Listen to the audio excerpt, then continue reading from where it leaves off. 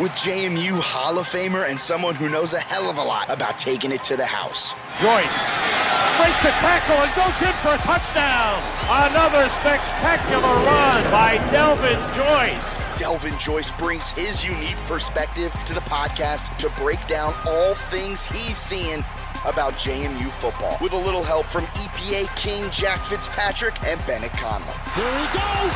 He's going to try to beat the punter. He does. He's gone.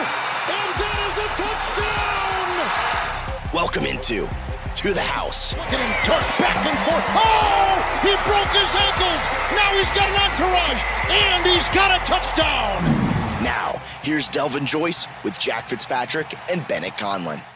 Welcome to the House. I am your host, Delvin Joyce, the People's Choice. I am joined by Jack Fitzpatrick, a.k.a. Jay Feezy, a.k.a. the EPA King. What's going on, Jack? It is a fantastic Victory Monday. It was an awesome weekend. A lot of points were scored, and it is feeling good to be here with you, Delvin. It does not get any better. And by the way, I love the graphic. I mean, obviously, if you're listening to this, you did not see it, but maybe catch it on YouTube. The graphic of Alonza Barnett III doing the Michael Jordan shoulder shrug.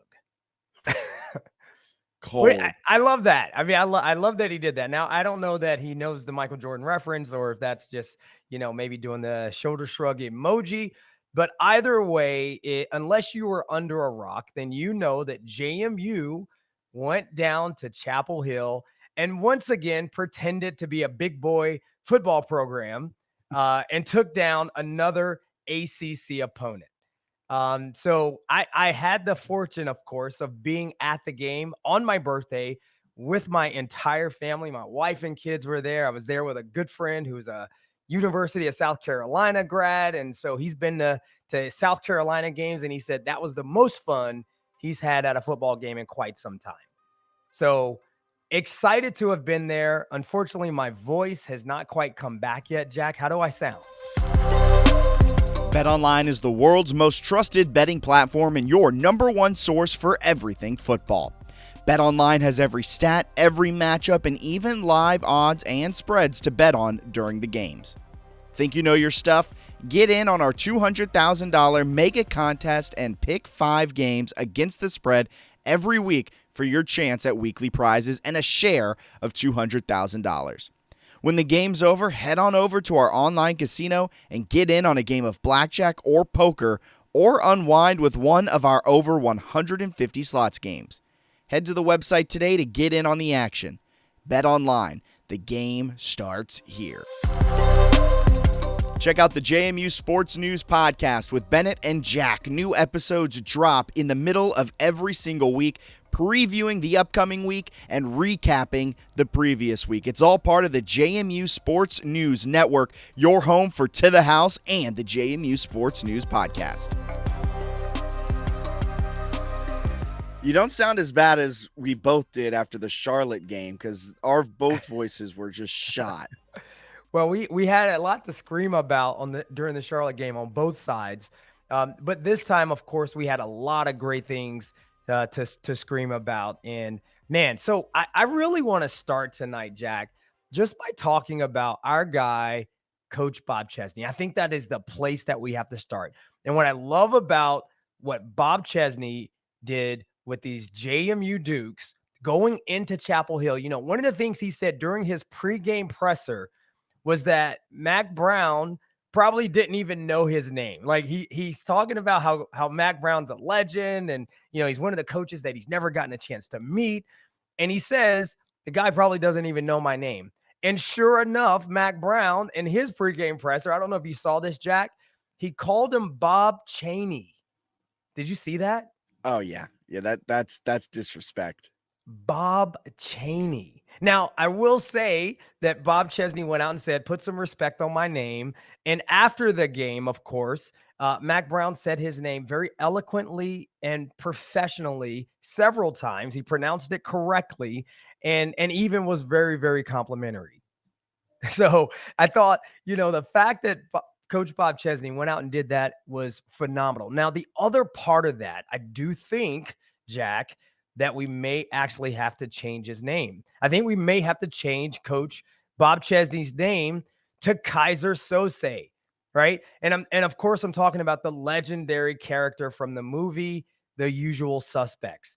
Because I think in the first 2 weeks, a lot of you guys were looking at Bob Chesney as if he was Verbal Kent, right? He's too nice, too positive. We had, the fans who were booing a couple of weeks ago said they weren't booing the players. They were booing Coach Bob Chesney and the rest of the coaches.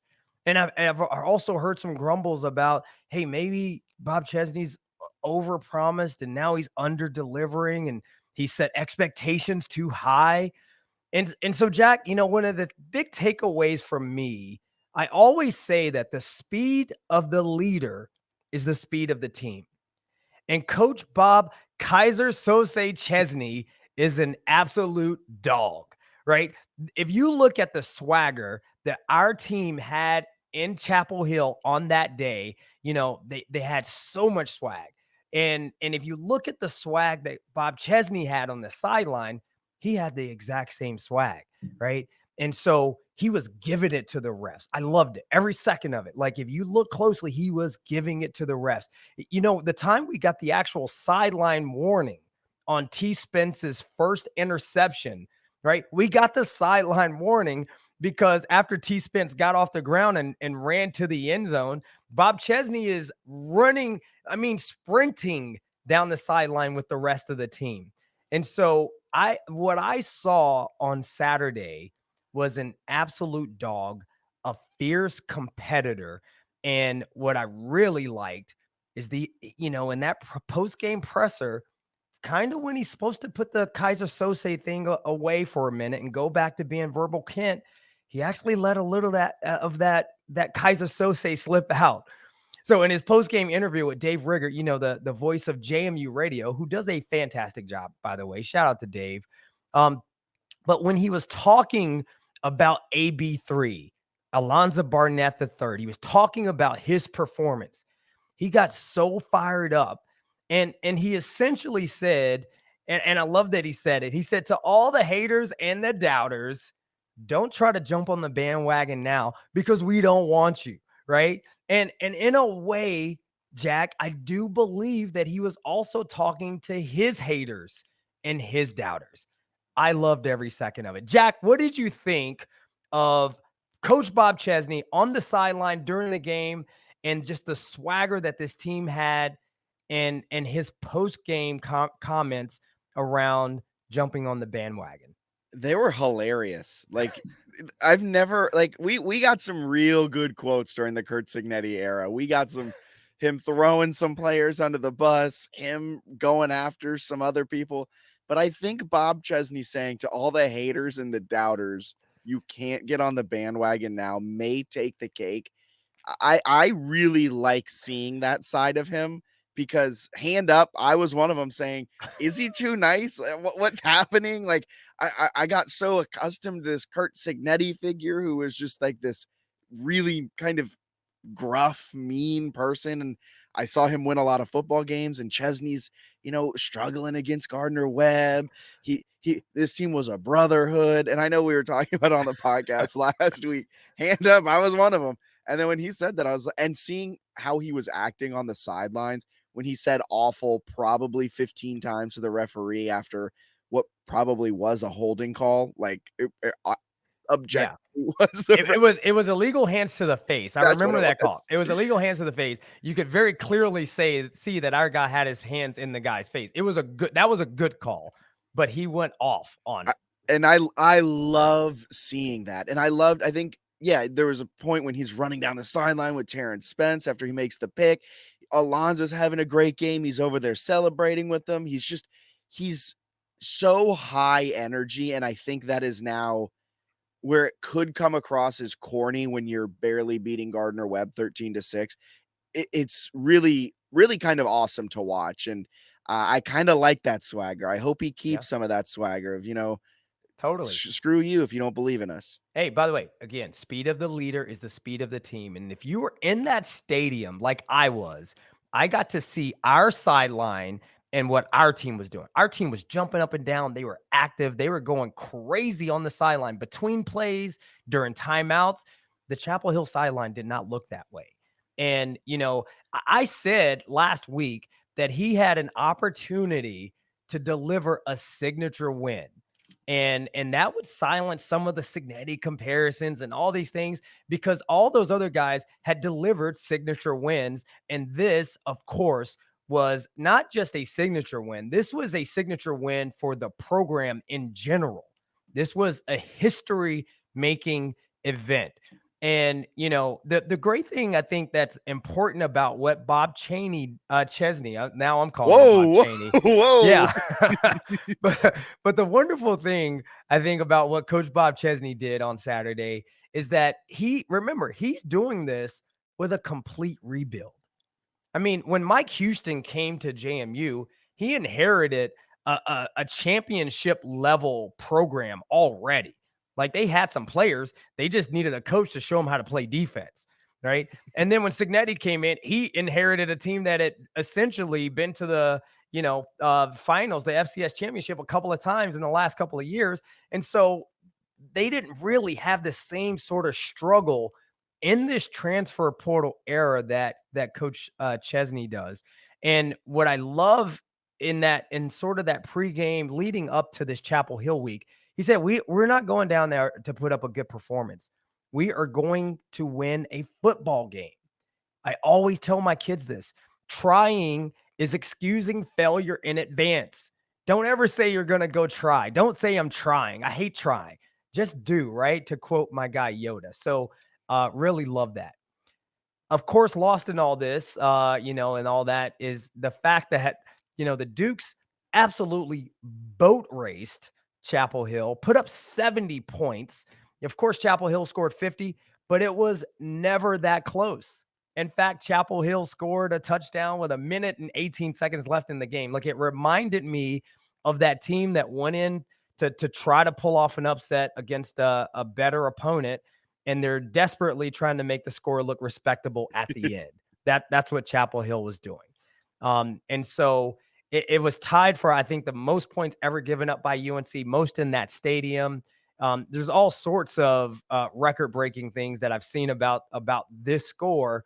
But Jack, I guess going into this game, we all thought we had a chance to win it. But did we ever envision that we would drop a 70 burger on the Tar Heels? No, and that's the funniest thing. I was on ESPN Richmond the week leading up to it, talking with Matt Josephs, and we're like, what is it going to take for JMU to win this game? And we both agreed they're probably going to have to keep it low scoring, hold Hampton under wraps, don't let him get going, and you can maybe grind out like a 24-17 type of win, something along those lines. Well, it was a 70-50 final, as we've all seen by now. Hampton went for 146 and 3 touchdowns, didn't necessarily hold him down by any stretch of the imagination, and JMU still won by 20. And it's just all so important for the signature win, everything you were talking about. But then also from my fan brain perspective, where it's, if Chesney had said all of that this week, where, we're not going down there just to try to win, we're going down there to win, and then you go out there and you lay an egg, I think my fan brain starts to get a little bit more anxious a little bit. And then having that all happen, and you go down there and you do that, that offense wasn't around 2 weeks ago. That offense, oh, wow. Yeah. I mean, it almost, I mean, I know that we had some, I guess, some thoughts around the offensive performance versus Gardner-Webb. And one of the things that we said was, are they holding things back? Are they trying not to put too much on film, sort of leading into the Chapel Hill game? I'm going to say absolutely. I do not think that they put in the best game plan for Gardner-Webb. Honestly, feeling like they could go in with a mediocre game plan and win that football game. And what you saw on Saturday, again, was a team that was, determined to go out and make a statement. Let me ask a question for you then, because do you think it was more so them holding back, or maybe they knew they had an early bye week and you're going to then plan for maybe more intricate installs, get your offense a little bit more figured out in that bye week where it's not necessarily like we're going to hold plays back. Maybe they just didn't know the plays. Do you think that is it? Or do you think they were actually holding plays back? No, I think two things can be true. And so I think that both, they probably had some things that they weren't quite ready to install yet, but also some things that they knew they could do and do well and just did not necessarily want to put that on film for Chapel Hill. But, I saw someone say that literally Chapel Hill's basketball team gave up less than 70 points 18 times last season. Right? Like the basketball team gave up less than 70, 18 times. Now, it's funny though, Chapel Hill is susceptible to some of these bigger scores, and it typically happens with a Sun Belt team. Of course, we know App State has played them tough. App State actually beat them, I think, in 2019. I can't remember what year exactly. But last year in 2023, App State scored 60 on them. I think they won 60. Chapel Hill won 63-62 in like double overtime, which was an insane game. So if I'm the AD at Chapel Hill, I'm probably not trying to schedule any Sun Belt opponents anymore. So now let's actually put this in perspective. So we hung a 70 piece on what will probably end up being a 7 or 8 win bowl eligible ACC team. Now, Jack, I looked at their schedule. Before I tell you my thoughts around Chapel Hill, do you think that this is a potentially 7 or 8 win ACC team?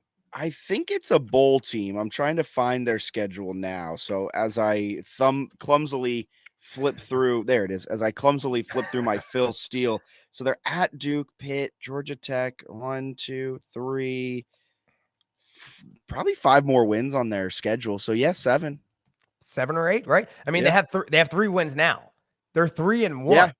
They were undefeated. And say what you will, it's very hard to beat a team that is undefeated. I don't care who those victories are. So we went in, we beat an undefeated team that, again, will probably end up being an 8-win ACC team. Because I'm going to tell you something. If you score 50 points, you deserve to win the game. They scored 50 points. They outgained us. They had over 600 total yards of offense. Their quarterback had 475 yards passing. Their running back, their All-American running back, had over 140 yards rushing. You're supposed to win that game. They just ran into an absolute buzzsaw. The box score is insane. Just scrolling through it. 616 yards for them, 611 for us. Yeah, that's out of control.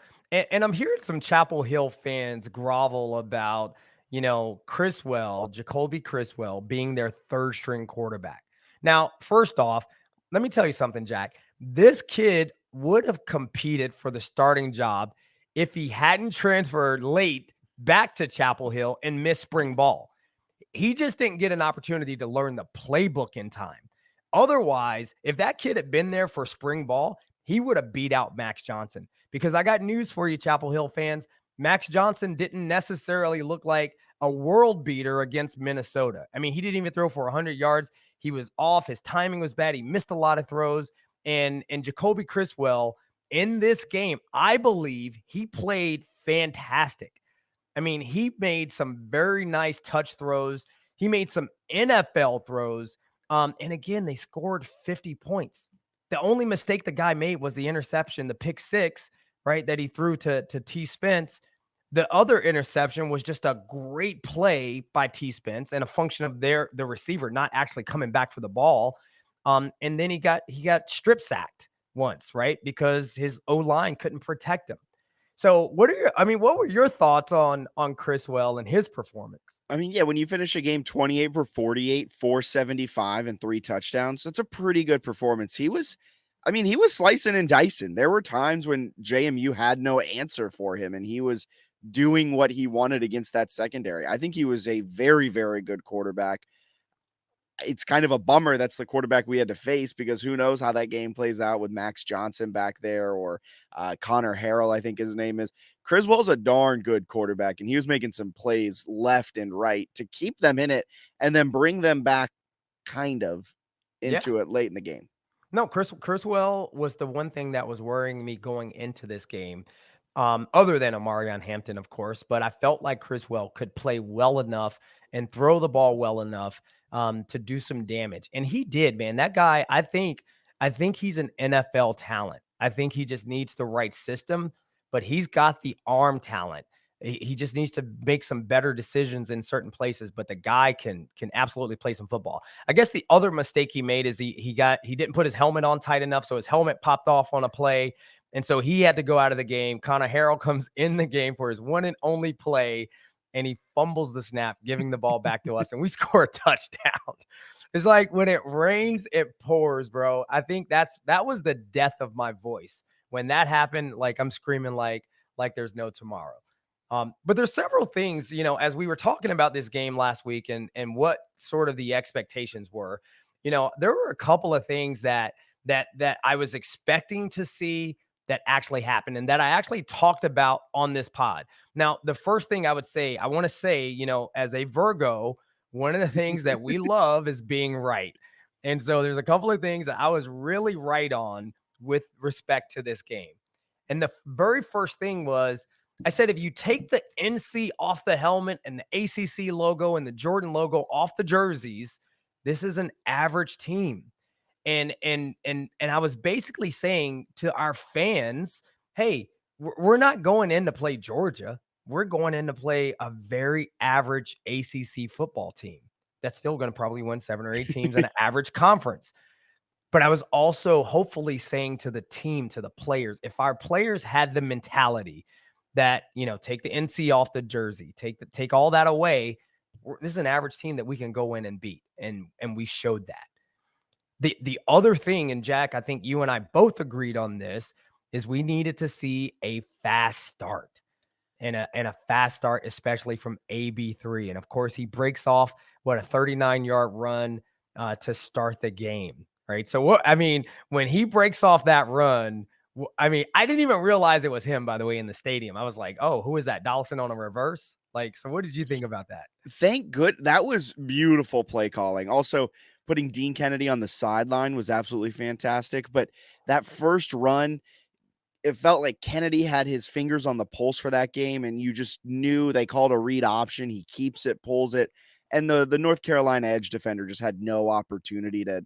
He made the wrong read, but then even if he had made the right read, the speed Barnett hit that edge at, yeah, and he was on his horse, and that just set him up for the field goal. And then all of a sudden, you're up 3-0 on a team on the road, no matter who it is, whether it's an ACC school or a Sun Belt team. You get up 3-0, you score on your first drive. That is huge momentum. Huge. And the bigger, I think, domino of that play, that tone-setting play at the beginning of the game, is that defensive end, when they got to the sideline, he got his butt chewed, right? And so what you saw is that end was very disciplined for the remainder of the game, which means he wasn't crashing down, and George Pettaway was getting 6 or 7 yards a pop on the zone read. So again, the fact that we called that on the first play and Barnett actually kept it and broke it for 39 had huge ramifications for the rest of the game.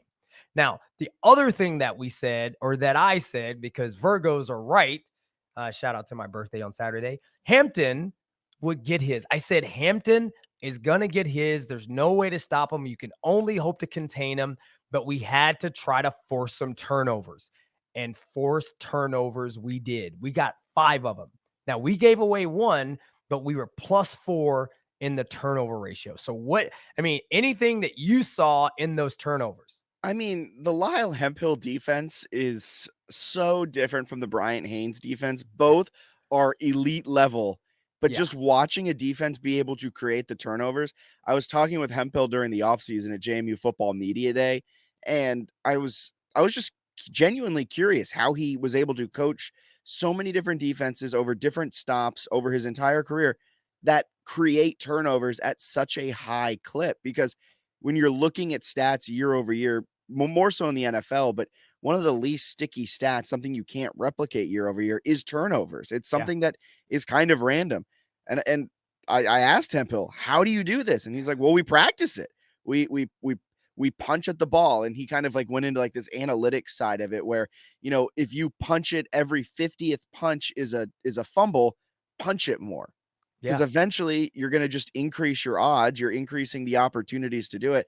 And you saw that on the very first drive UNC had. They're driving down the field at their own 8-yard line, peanut punch, boom, bam, thank you, ma'am. And JMU got the ball back. And that's a real turning point in the game because UNC could have scored there. And then Terrence Spence able to jump on some routes, get some interceptions. They are working on ball skills. There was a lot of dropped interceptions a year ago. They're catching them this year. It's really fun to watch. Yeah, it's amazing. And to your point, I mean, turnovers, that is a mentality for the defense. And you're right. I think it was Trent Hendrick that punched that ball out, right? I mean, Chapel Hill was going down to score. They were going to drive. score. Yeah, they were going to score. I mean, they marched right down the field after we got off to that great start, even though we only came away with 3 points, and they were marching down the field. And Trent Hendrick literally punched at the ball. I couldn't draw it up any better than what he did. And as a running back or as a receiver, the one thing that you hate is to have people punching at the ball. I can remember, even if I was down on the ground, the one thing that would always frustrate me is the defender trying to knock the ball out of my hands, even though I'm already tackled. It's so frustrating because you always want to get up with the ball. And so I just saw a lot of that, a lot of scrappiness. And as we talk about sort of that, that identity that we've been looking for from this team, the identity on this defense, I don't think it's bend, don't break. I think it is, take the ball away, period. Because, we just made a lot about the fact that they scored 50 points, right? They only scored, 43 of those points, I guess, on the defense, right? They had the blocked punt, but they also had 475 passing yards. But a lot of that was also a function of the fact that they were down for the entirety of the game. They had to pass the ball. So, I take some of that with a grain of salt. We're going to give Coach Hemp a pass on the fact that they got 618 yards we're going to chalk that up to them being down. The other thing I said, Jack, going into this game, that UNC would dial up some circus plays. And they did, right? I mean, they ran a fake reverse, toss it back to Jacoby Criswell, the quarterback, and then he throws it for a touchdown, and the receiver makes a really good run into the end zone. And then they tried another reverse later in the game, and we sniffed it out and had a tackle for loss. But, the cool thing to counter that is we dialed up our own circus plays. Woo. In fact, we had bigger tents. Like, our circus was more of a Cirque du Soleil kind of circus. You know what I'm saying? Like, it was like the Universal Circus, my brother. So, I mean, let's talk about like these trick plays, some of the things that we just put on film this past week, because I don't think we have anything left. Those were block, punt, touchdown. Everyone's expecting an extra point. Nope, we're going to bring out Noe Ruelas. He's going to throw it to Jack Mowry, the long snapper. And then in the second quarter, run an onside kick after a 76-yard bomb or whatever it was. Just like, oh yeah, sure. What do we have to lose? Yeah, and so here's the long game again, Jack. It's kind of like running that, that zone read, and Barnett keeps it at the beginning of that game. The long game in this not only extends in this game, but for future opponents, because putting that kind of stuff on film, especially something like a muddle huddle, right? When you put a muddle huddle on film, guess what that means? Every opponent henceforth and for the rest of the season will have to spend time in practice preparing for the muddle huddle. And we may never run it again. We're never going to run it again. But now they got to spend precious practice time practicing and preparing for the muddle huddle. It is very frustrating. Remember when Harry O'Kelly would fake punts in 2000 or whatever it was? He did it that one season, then it was on tape, and he never did it again. It's the same thing. It was a totally improvised play too, right? Like, I don't know that it was a called fake for Harry. Yeah, O'Kelly. It was just, hey, I'm punting it, and there's nobody over here, so I'll just see you later. He puts it on film, and then film adapts, and he never runs it again. Like, there's there's going to be the people aware of the onside kick potential. He really went deep into the bag of tricks. Special teams coordinator Drew Cannon did what a job by just getting his guys ready. I mean, just the absolute special teams masterclass of blocking a punt. It was Terrence Spence's 7th career blocked punt. Wow. That's insane. Then right afterwards, your special teams just made a play, and you're going to say, hey, special teams, I'm not sure how much of the crossover between punt team and kickoff and field goal point after team there is, but I imagine there's some where, they're celebrating this touchdown. You're like, guys, you got to lock right back in, because we said after the first touchdown, we're running the fake and we're doing it right now. And it's just like, yeah. And it's executed well. Shout out Jack Mowry, fellow Jack, making the right catch and making a catch that, according to the coaching staff, he didn't make all week. Yeah, I gotta say, I mean, when they lined up in that muddle huddle, I was like, all right, there's no way they're actually gonna run a play, kick the extra point, let's go up 10-0. And then when they actually snapped it, I was like, wait, who is that catching the snap? I didn't know who it was. I thought maybe it was Dylan Morris or something. Like, I had no clue because I couldn't see. And just the fact that we did that made zero sense. But when we did it and we executed it, I said, we're going to win this game. And I said, UNC is going to be chasing this point the entire game. And in fact, if you look later in the game, they were going for 2 when it made no sense to go for 2. Randomly. Like random. It was like, and so again, the genius of Bob Kaiser Sose Chesney was just on display. And by the way, Terrence Spence just has the fact that the guy has blocked 7 punts, he just has a nose for special teams. And you'll see there are guys like that. Now, the fact that he's also a dog in the secondary is another thing. Because with the Giants, we had a guy that we drafted out of Syracuse, a guy named David Tyree. We drafted him to be a special teams guy. And I never saw him catch a pass until he caught one in the Super Bowl. Apparently, it was a big deal. He caught it off his helmet and beat the Patriots. But, that was the only time I ever saw the guy catch a pass. That's fun. I was going to bring up David Tyree because I remember the stories around him that Super Bowl week where they had practiced throwing him the ball and he dropped every single one all week and then makes the one catch when it matters. Same thing for Jack Mowry, but that's funny that you also bring up David Tyree. Yeah, he was a special teams dog, just like our guy T. Spence. Now, the other thing that I said that Harrell and Criswell would give us some takeaway opportunities. We just had to be prepared to capitalize on them. Harrell, again, on his one and only play in the game, gave us 1, and Criswell gave us 3, right? He had the strip sack, he had 2 interceptions. Only one of those truly, in my opinion, was his fault.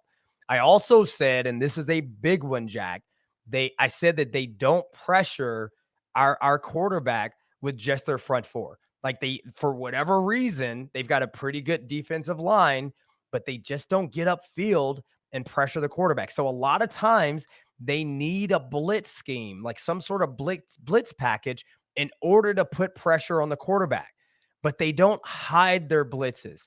Every time they were blitzing from section 201, I was saying they're coming or they're not coming. It was super obvious. So that means that Alonza Barnett III, from his vantage point, could call out the Mike backer, get the protections right. We had some running backs that stepped up and made some big time blocks in the passing game. In fact, I think Barnett was only sacked twice and delivered some absolute dimes from inside the pocket. So I think that was a big attribute for why we were able to have the day that we had. Whew. Now, the other thing that I said, and I'm going to bring you in on this, Jack, I said that our D-line could actually get after them. And when you look at the line of scrimmage, as big as they were up front on offense, as big as they were up front on defense, we absolutely won the line of scrimmage. It's inexplainable, except for the fact that we just wanted it more than they did. In fact, I think we had 3 sacks. Criswell was under pressure all game, and we had 8 tackles for loss. A couple of those tackles for loss were on Amarion Hampton, something that I thought was absolutely impossible going into the game. So what were your thoughts about the line of scrimmage and the battle that took place and our ability, I think, to come out on top? It was truly magnificent to watch. Now, after that performance against UNC, JMU is the number 1 rated pass blocking offensive line in the entire nation, which is something that I don't think any of us would have expected to see after that Charlotte game. But they're starting to really come into their own. Riley Robel is a fantastic redshirt freshman that's been kind of a swing guy on that offensive line for him. He's been coming up in a huge way. Jesse Ramil's growth this season has been amazing to watch. That offensive line, though, they're dominating the trenches. They are pass blocking their behinds off, and it's giving Alonza so much time. And Alonza is, I mean, we all saw it on Saturday. He's deadly when he's kept clean, when he's given time, when he's allowed plays to develop, because he's a deep ball maestro. And those take a little bit to develop. So you got to have that pass blocking. They're doing what they need to do to give him the time to set those up down the field. And then on the defensive side, that was an Eric O'Neal coming out party. I don't know if he's just, he was non-existent-ish in the Charlotte game. He didn't finish with any tackles. He only really moved the pocket once, maybe twice. Gardner Webb, he came alive a little bit more. And then that UNC game was an absolute coming out party for Eric O'Neal. Kyrie Mans continues to be a baller. That whole front 4, Chris Fitzgerald's a dog. Emmanuel Bush can move mountains. He's such a large human. They're really starting to find their rhythm. That bye week, and I know we said it last week, and I know it's cliche, but that bye week really feels like it came at a perfect time for them. Oh, and by the way, Trent Hendrick, he was tackling so much better. Jacob Dobbs is an all-star. Gannon Weathersby, on his few plays that he was out there, was a dog. And shout out DJ Barksdale, because DJ Barksdale, I don't know what position he's playing, because Chesney keeps it close to the vest with his 2-deep that he puts out every week. I think he's kind of that like Rover-esque position where he's that hybrid between a linebacker and a DB. Goodness gracious, DJ Barksdale is everywhere. Yeah, what's cool about Barksdale is he can kind of play like that nickel role, but if they actually happen to run the ball, he's a linebacker. Eric O'Neal, to shout him out, man, the guy had 4 solo tackles, but he had 2 sacks and 3 tackles for loss, and he was in the backfield all day. And he's actually got some dance moves. I saw him actually break a leg, break shake a leg. Yeah, shake a leg. Sorry, I not break a leg. I don't. That's another show. I also said that AB3 would be able to run the ball on this team. So he had 99 yards rushing, right? We saw that on film because Charlotte's quarterback had some success rushing the ball. AB3, of course, did his thing, but this is the bigger one. I told you guys, looking at all the film on this team, their fans are not real ones. Their fans are not real ones. Like, they had so many empty seats in that stadium on film coming into our game. And then we look at this game, and from where I was, there were so many empty seats. And then after halftime, they bounced. And, after halftime, literally, Jack, it looked like a spring game. I don't know how it looked. I mean, it looked horrible. It looked awful. And so this is where we kind of hit them where it hurts, because what is the Carolina fan going to say? We're a basketball school. I mean, I live in Carolina, and I see the Carolina flags and, bumper stickers and all this stuff, the Tar Heel stuff. And I have no hate in my heart for North Carolina. I couldn't care less, right? I'm a JMU fan. Who cares about North Carolina? But here's where we hit them where it hurts, because who was at that game, who was on campus that day? A guy named AJ DeBanza, the number 1 basketball recruit in the nation in this class.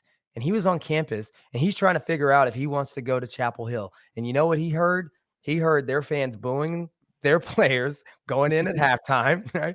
It's funny how it all comes full circle. He also saw that the fans just totally pieced out on the team right in the middle of the game when they needed to try to make a comeback.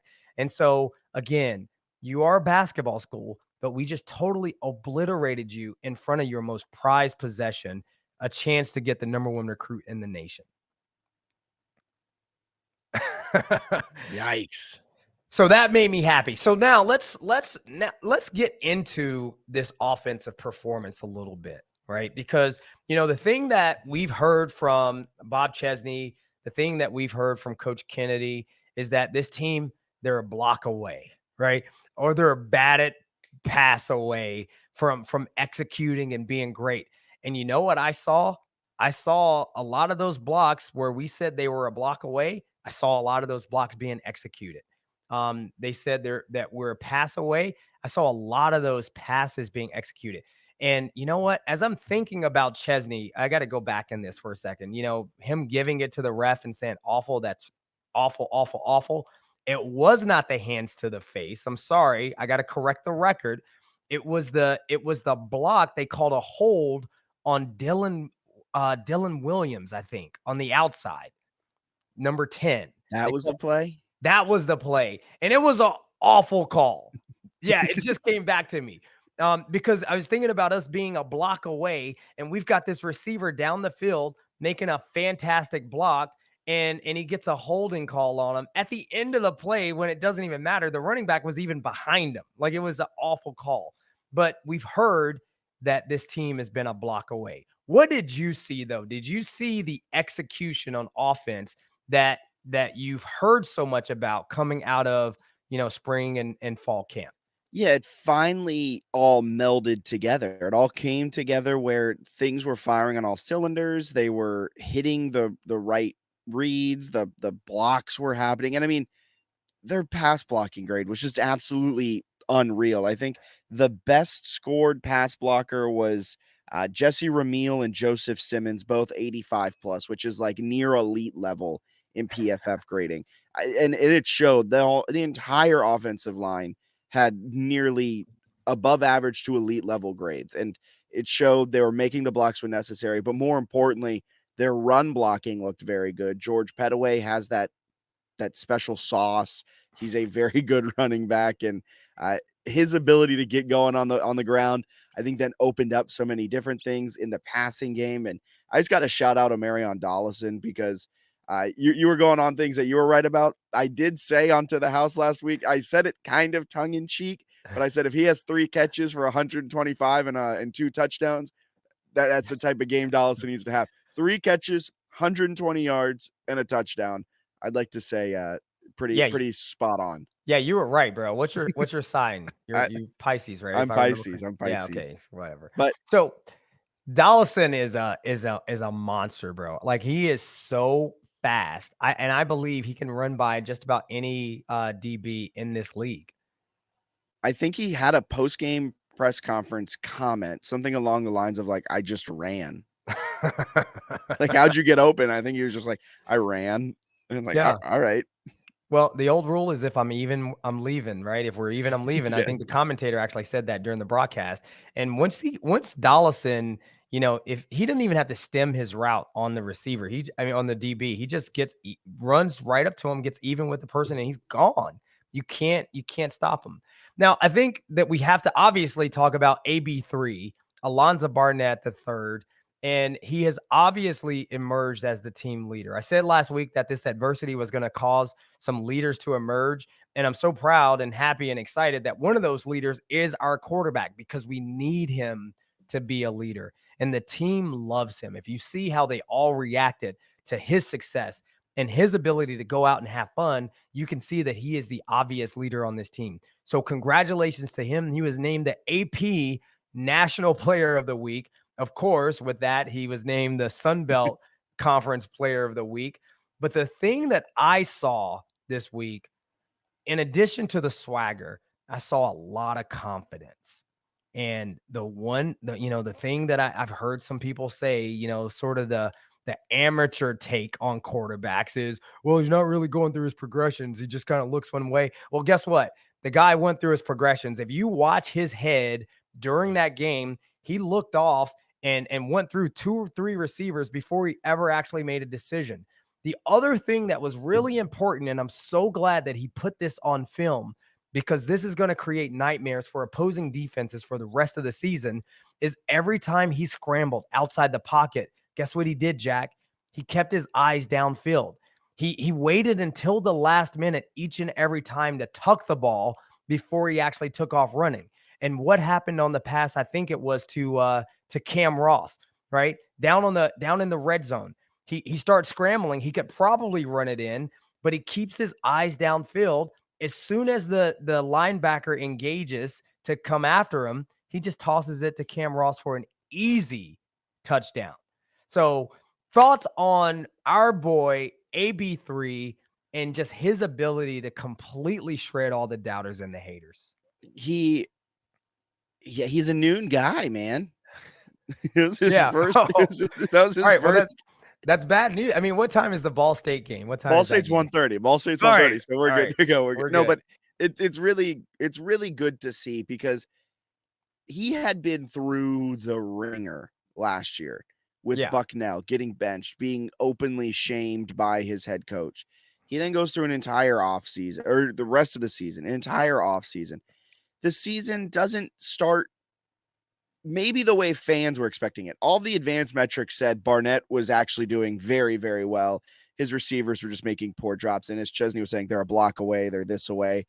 And all of that could have gotten into his head because they're college students. We're all on social media. We all see what people are saying about one another. I would imagine he's seeing some of the discussion going back and forth about what is being said about him.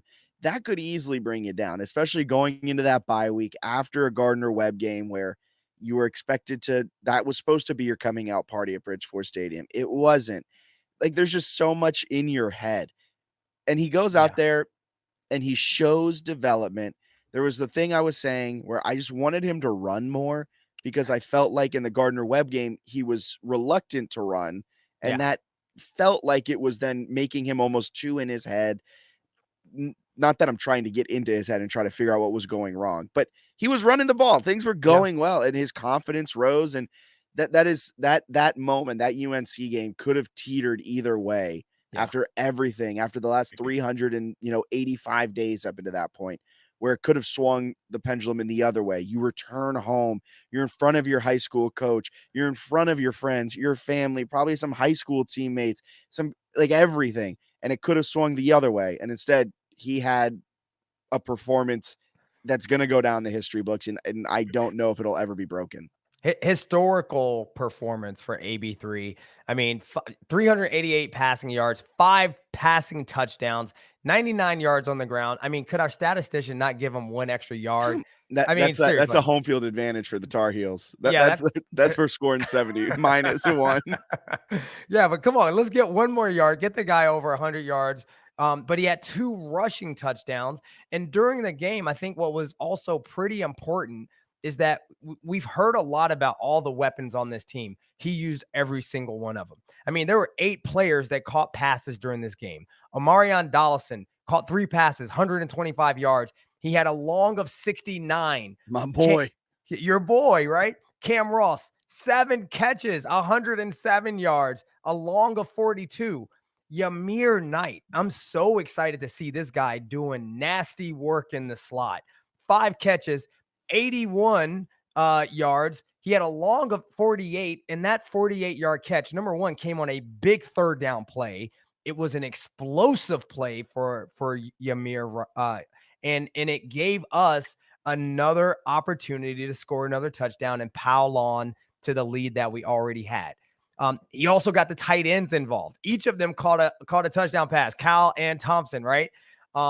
Now, again, let's go back to the pass to Yamir Knight, that 48-yard pass that Yamir basically caught in the middle of the field and broke it for a bunch of yards after catch. And also those passes to the tight ends down around the goal line, right, that ended up being touchdown passes. These are some of the passes that in previous weeks we had seen them get batted down. So 1 block away, a batted pass away. I think all credit again to AB3. He's doing a better job of finding his passing lanes.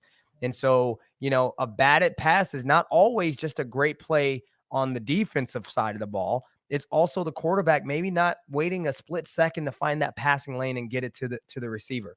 And then, of course, Dylan Williams catches his first touchdown. The true freshman gets involved and makes a really good catch. Because that was not, he put the ball where only Dylan, I think, could catch it. And Dylan made a great, great play. Shout out to Dylan Williams. He has 2 catches in his JMU career. One was a first down, one's now a touchdown. He's on the same route as Omarion Dallison, who has 8 career touches in his JMU career, all of which have gone for either a touchdown or a first down. He's learning from the best, and if he keeps up this pace, it's going to be a historic career for Dylan Williams. Dylan Williams is a monster, bro. I'm telling you, that guy is going to be a player, man. Now, the other thing that obviously surprised all of us is that we outrushed them.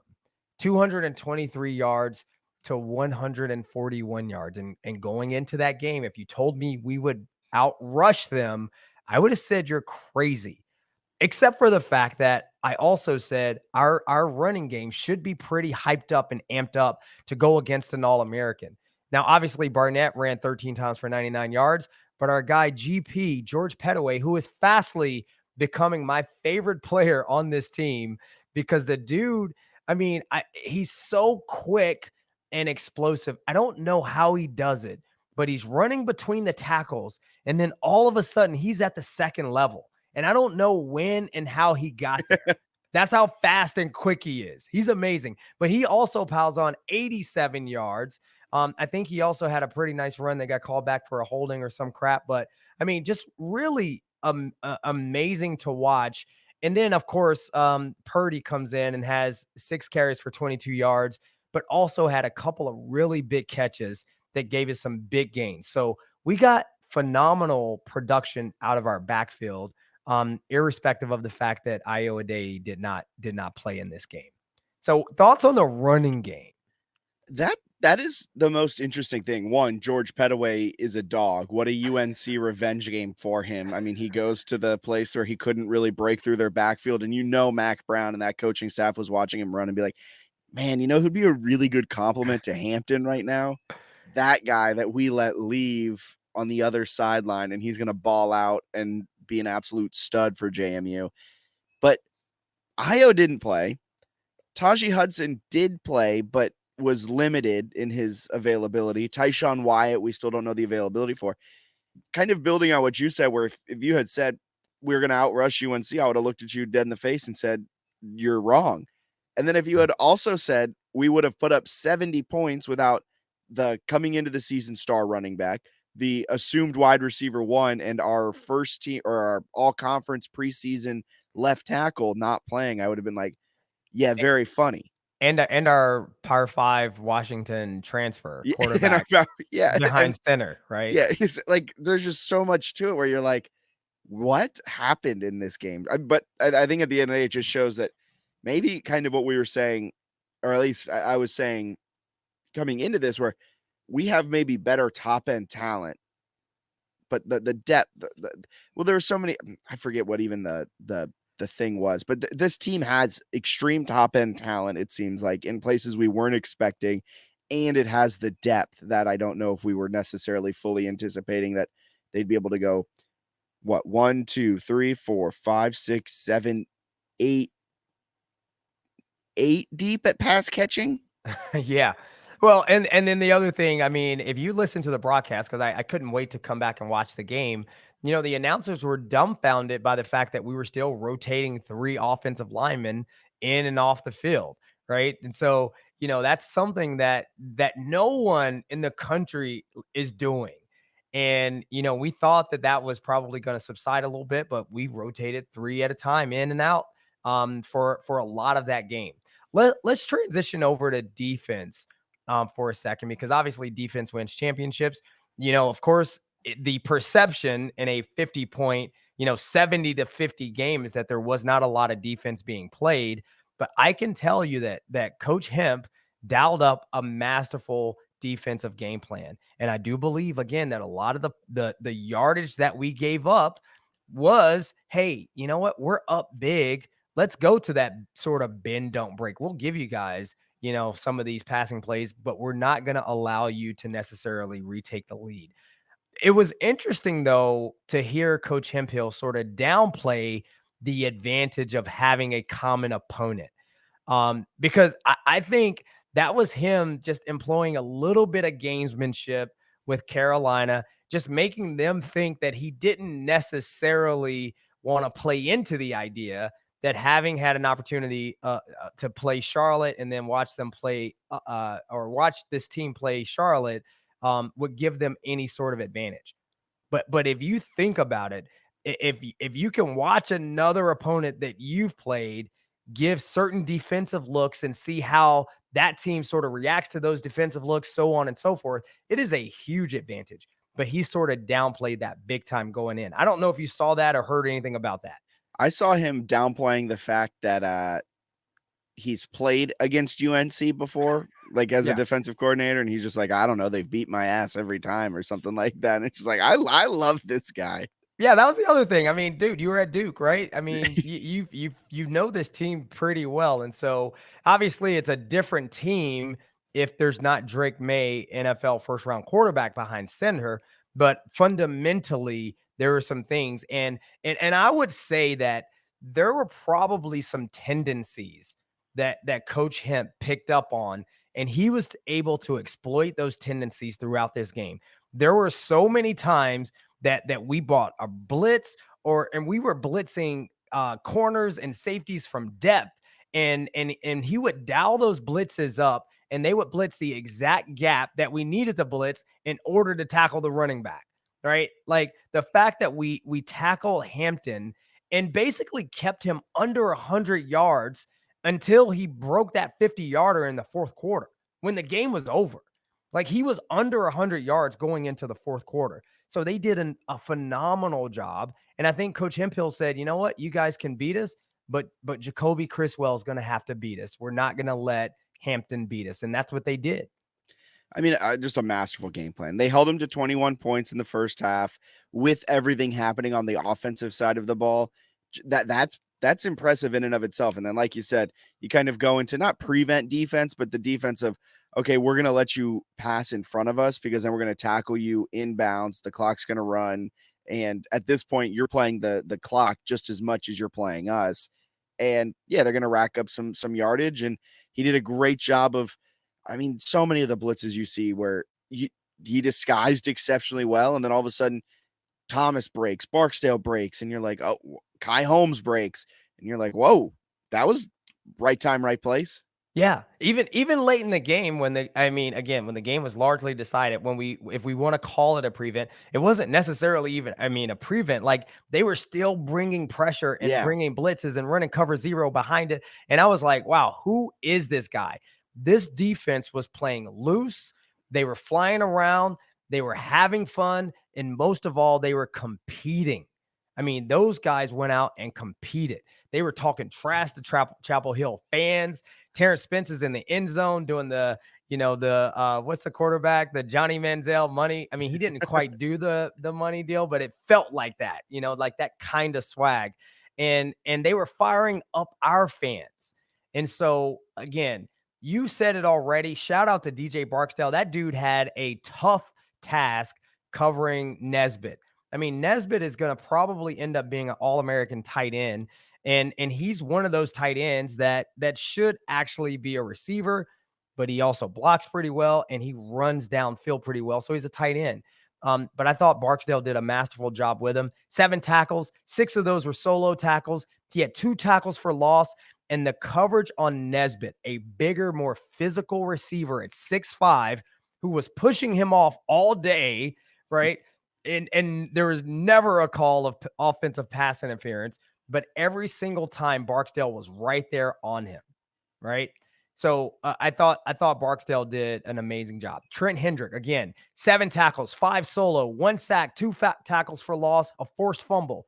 Jacob Dobbs flying around and disturbing the entire North Carolina offense. And so if you were to just look at the stats, he didn't have the most eye-catching stats. He had a lot of tackles, but what was cool about Dobbs' performance is that the disruption that he caused, running in, taking on the lead blocker, taking out, the pulling offensive guard and allowing somebody else to come in behind him and make the play. So if he doesn't keep that lane and that zone integrity on some of those plays and blow those things up, Trent Hendrick can't come in and make the tackle behind him.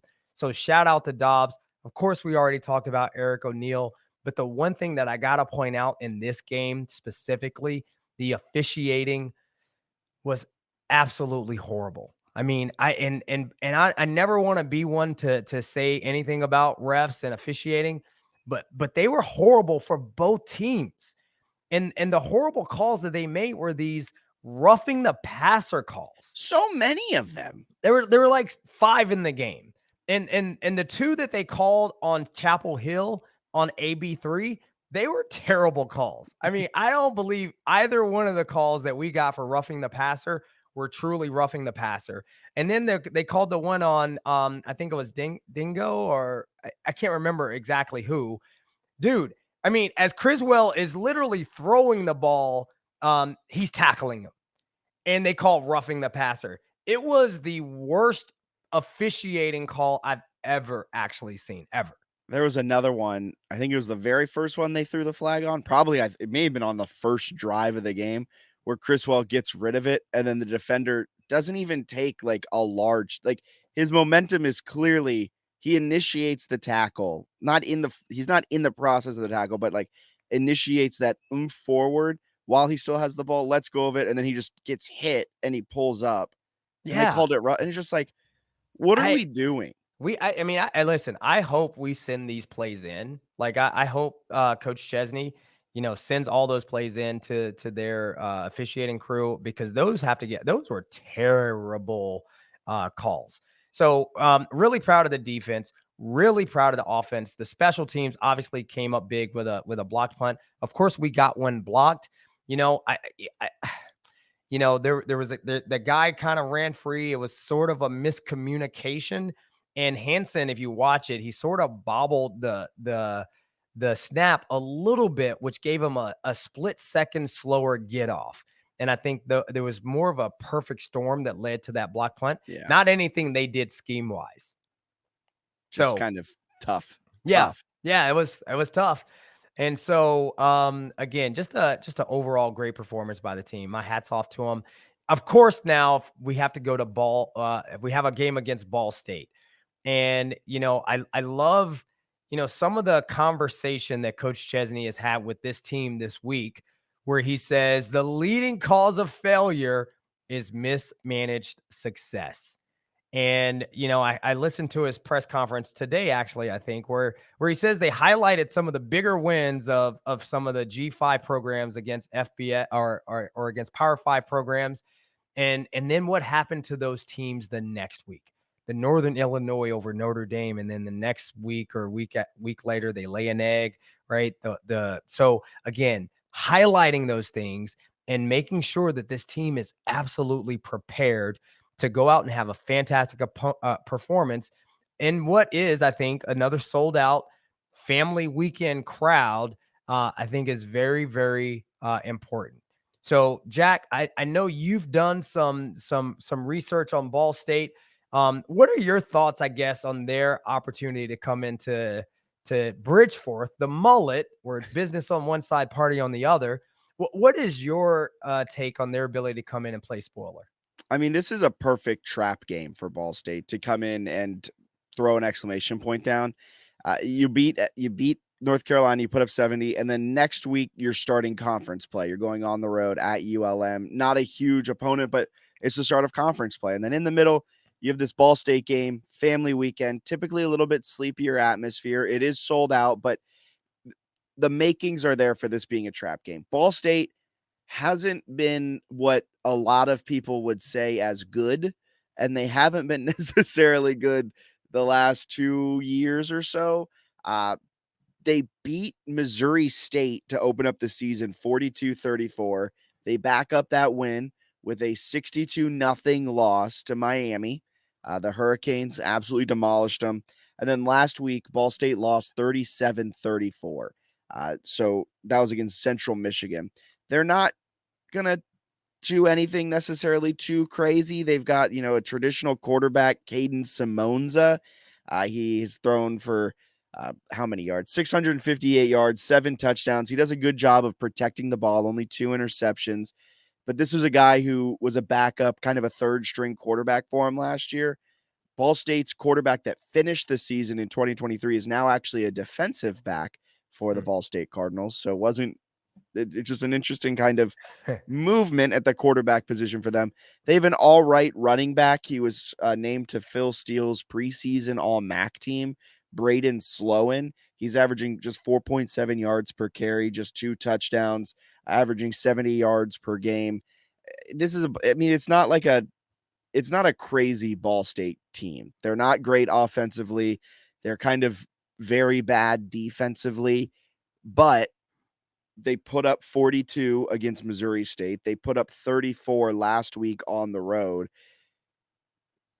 They're not doing anything spectacular. They're doing this against really bad defenses, but it's a trap spot. This is an opportunity. Like JMU, this is an opportunity for JMU as much as an opportunity. It's a Super Bowl. It's the Super Bowl every week, but this really is kind of a bigger opportunity than the Gardner-Webb game to really make some noise. You go out here and you handle your business and you win, 35-17, 35-10. Yeah. Like, we're not asking you to put up another 70. Like, if you go out there and handle your business, win by a couple possessions, I think fans will be like, oh, wow. Like, they're already like, oh, wow. But if you do that, I think fans will really start to be college football playoff.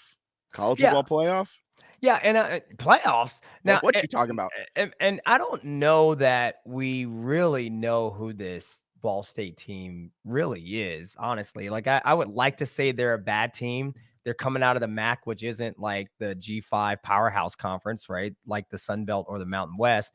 And so, they barely beat FCS opponent Missouri State, right? Missouri State's an FCS team. Yeah. But we also barely beat an FCS opponent, and then we went out and boat raced a Power 5 ACC school this past week. So, they got crushed by a Miami team that's a top 10 team.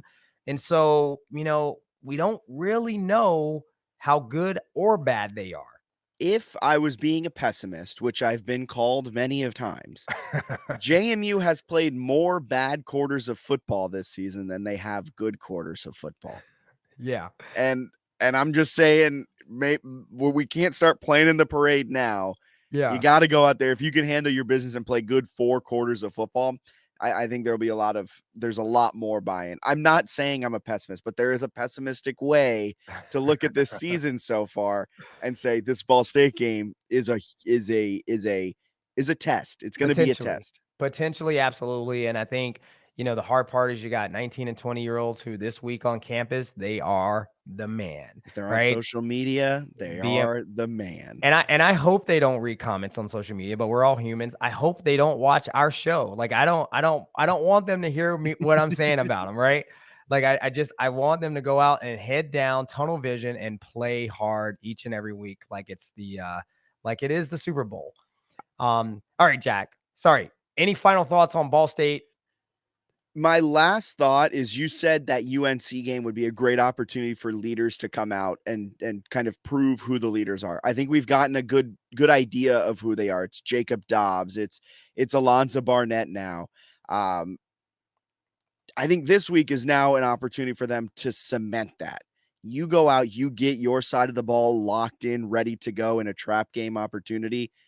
This is when you now really cement that you are the leader. Your team may be a little out there. They may be, buying into all the hype around them this week. You get them locked in for 60 minutes. That's when you then become that upper echelon of leader. I love that. That is a great point. And, Alonza Barnett III is absolutely the leader on this team. Can we not normalize calling that kid Zoe? Can we? How? It's driving me crazy that people are calling him Zoe when it's very obvious that his name is Alonza. So we should call him Za. The team calls him Zoe, and I'm really confused where this comes from, because his name's Alonza. Yeah, it's Alonza. So I don't know where that came from. Listen, if his mom calls him Zoe, then I'll call him Zoe, right? If his mama named him Clay, I'll call him Clay. But I just can't. My Virgo brain will not allow me to call him Zoe, knowing his name is Za, right? It just doesn't work for me. We need Alonza to explain. We need Alonza, his parent, something to explain that to us. His mom went to high school with my sister. So okay, maybe I can get my sister to reach out and just say, hey, what's going on with this Zoe Za thing? Right.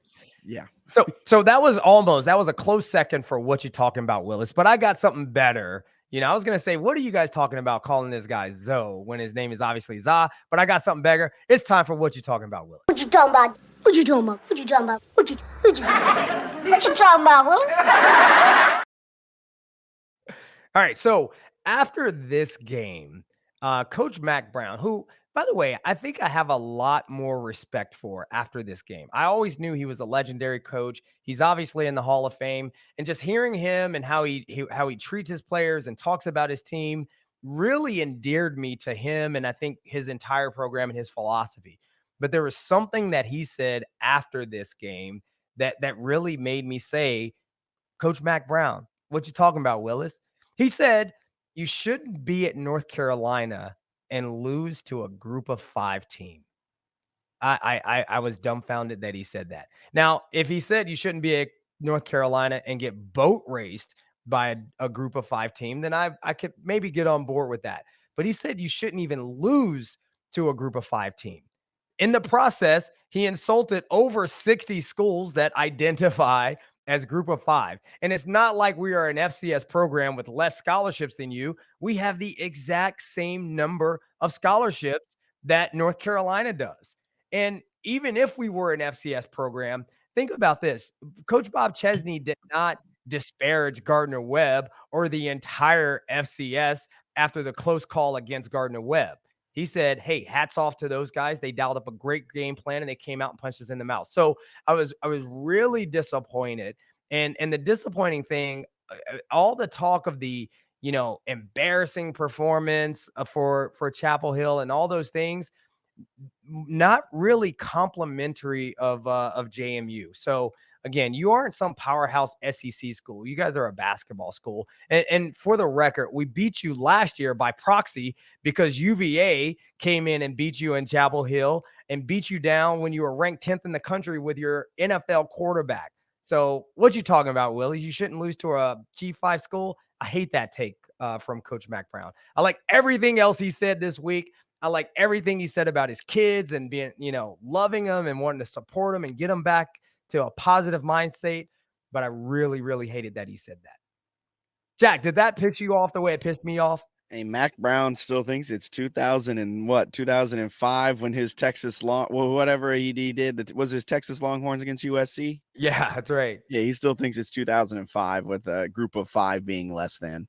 Yeah, apparently. So again, I didn't love that. So what you talking about, Willis? All right, now, Jack, it is time for us to take it to the house. And in Saturday's record-breaking performance, a really cool byproduct of all the scoring was the fact that we, as fans, had to sing the fight song for a record number of times. I actually lost track, but we scored 11 times, which means we at least sang the fight song 11 times, and then one more for good measure at the end of the game. Now, if you don't know, the fight song was originally written by Dr. George West, one of the faculty members at the time, as a show tune for the university singing and dancing group, the Madisonians. And later it was revised by Dr. Pat Rooney, one of the OG band directors. And of course, it underwent many iterations based on feedback from faculty and students throughout the years until it became what it is today. And as I stood in Kenan Memorial Stadium on Saturday, while the team was on the field, fighting for glory, there were 2 words in the fight song that stood out to me like they never have before. Proud and true. Proud and true. Now, there were several things on that day that I was proud of. Our fans were amazing, showing their colors, rooting for our team as if their lives depended on it, and never actually getting down, even when UNC scored. I always got the sense of optimism from our fans that we would win the game, even after Chapel Hill stormed back and took the lead 14-11. A very stark contrast from what we saw from the Chapel Hill fans. Again, proud and true. I was proud of our team, the Fighting Dukes of JMU, for coming out and silencing all the doubters and the critics. but most of all for sticking together through the early adversity of this young season. I was also proud of my kids for never asking how much longer until the game is over. But then there's the word true. What does that mean in the context of our fight song? I had never considered it until Saturday. And it wasn't during the game that it dawned on me. It was after the game as I was driving home and listening to all the UNC sports talking heads trying to make sense of what happened. They used words like embarrassing, pathetic, abysmal. I even heard someone say this wasn't supposed to happen because Chesney put this team together with duct tape and barbed wire after Signetti left and basically took all the best players. And that's when it hit me. True means that we are true to what we believe at JMU. We are true to what we stand for. We are true to one another in spite of turmoil and adversity. That's the one thing Signetti didn't bring to JMU when he came. So it's the one thing he couldn't take when he left.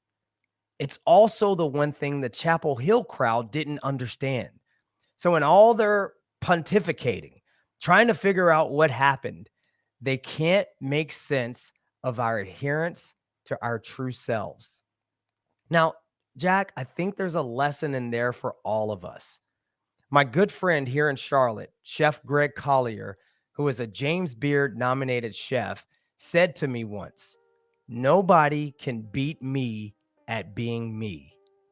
And I'll say this to you, JMU Nation, no one can beat you at being you.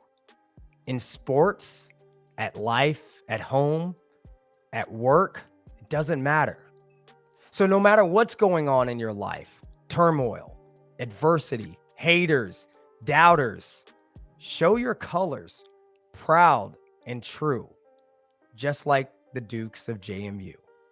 All right, JMU Nation, we are in the house.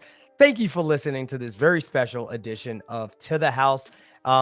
Please like, listen, subscribe, share the podcast with your friends, your family, your UNC Chapel Hill fans. Jack, why don't you wrap us up? Tell the people where they can find us. Find us at jmusportsnews.com, and you can find every episode of To the House. Drops every Monday on the JMU Sports News Network. Follow us at JMU To the House on Instagram and Twitter. Bro, you're so much better at that than me. I gotta practice that little wrap up a little bit. It's only taken 7 years. But this was fun, man. What an amazing, again, record-breaking historical performance for the Dukes. Looking forward to them doing it again. Let's go to the house. Go Dukes.